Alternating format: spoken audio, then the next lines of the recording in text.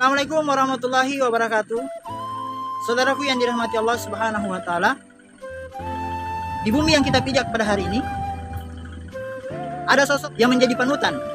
Bukan menjadi panutan pada hari itu, tetapi menjadi panutan pada hari ini dan masa yang akan datang.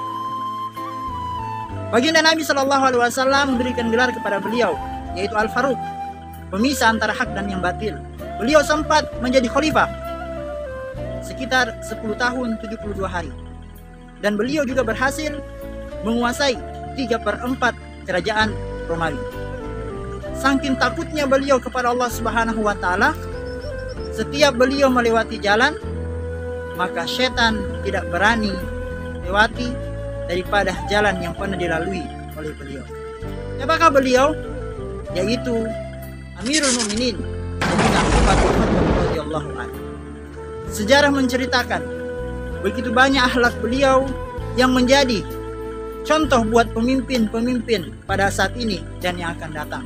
Salah satu yang menjadi panutan yang terkenal yaitu beliau mendatangi pemukiman masyarakatnya, temani dengan sahabatnya Aslam radhiyallahu anhu. Apa yang beliau lakukan? Mendatangi pemukiman kaum muslimin, dan dalam perjalanannya beliau mendengar tangisan atau jeritan, maka beliau pun bergegas bersama dengan sahabatnya Aslam radhiyallahu an. Sesampainya di sana, beliau menanyakan kepada sosok wanita tua. Beliau menanyakan kepadanya, kenapa mereka menangis? Katakan bahwa mereka menangis karena kelaparan. Maka seketika itu pula Umar bin Khattab radhiyallahu anhu bergegas menuju ke Baitul Mal dengan melangkahkan kakinya secepat-cepatnya, sehingga setibanya di Baitul Mal hendak menggendong daripada gandum. Kemudian sahabatnya Aslam radhiyallahu anhu bertanya kepadanya atau meminta kepadanya, wahai Amirul Mukminin, biarkanlah aku yang memikul daripada gandum ini. Maka jawab daripada beliau Amirul Mukminin Umar bin Khattab radhiyallahu anhu, beliau mengatakan, jangan engkau jerumuskan aku ke dalam neraka. Apakah kamu juga rela memikul atau menggendong daripada dosaku nanti ketika di akhirat? Maka sahabat Aslam radhiyallahu anhu tidak berani memikul daripada gandum tersebut, sehingga Amirul Mukminin lah yang menggendong daripada gandum tersebut. Setibanya di sana, bukan hanya memberikan gandum tersebut kepada ibu tersebut, tetapi beliau sendirilah dengan tangannya yang mulia, beliau sendiri memasak daripada gandum itu, sehingga jenggot beliau itu berlumuran dengan debu, asap dari masakan tersebut. Subhanallah. Inilah yang menjadi teladan buat kita sekarang ini. Kekurangan pemimpin-pemimpin yang sebagaimana pemimpin-pemimpin yang terdahulu. Salah satunya itu adalah Amirul Mukminin Umar bin Khattab radhiyallahu anhu. Saudaraku yang dirahmati Allah Subhanahu wa taala, adakah pemimpin pada hari ini yang rela meninggalkan waktu istirahatnya untuk mengunjungi rakyatnya? Dan adakah pemimpin pada hari ini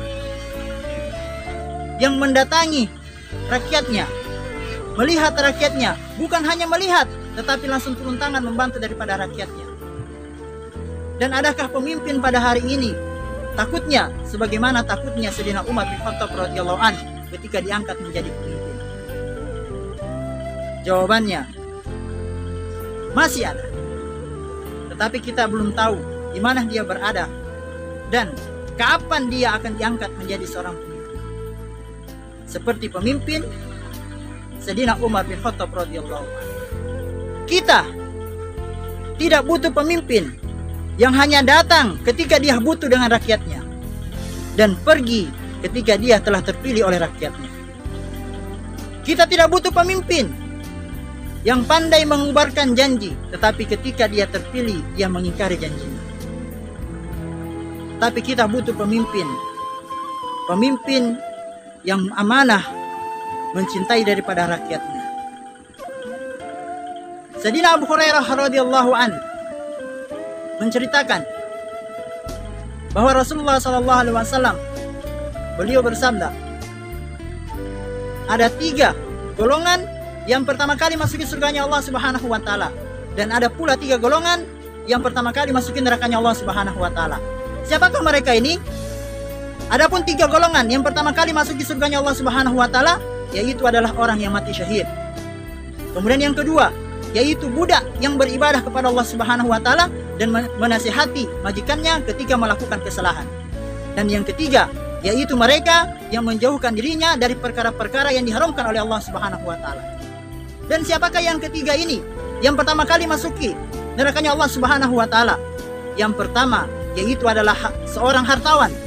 Seorang yang memiliki harta yang banyak, tetapi dia tidak pernah mengeluarkan zakat. Kemudian yang kedua, yaitu orang miskin yang sombong. Dan yang ketiga, yaitu adalah pemimpin yang menipu. Semoga Allah Subhanahu wa taala menjadikan kita 3 golongan yang pertama kali masuk ke surganya Allah Subhanahu wa taala dan menjauhkan kita dari 3 golongan yang pertama kali memasuki nerakanya Allah Subhanahu wa taala. Demikian. Assalamualaikum warahmatullahi wabarakatuh.